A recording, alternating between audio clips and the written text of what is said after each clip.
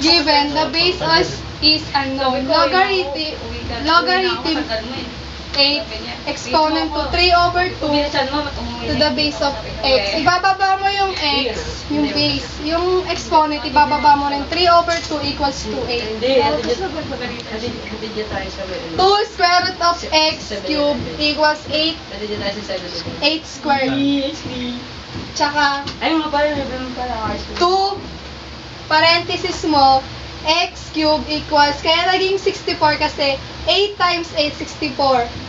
Kaya, yon x cubed equals to 4. Kasi kaya naging 4 kasi 4 times 4, 16. Times 4, 64.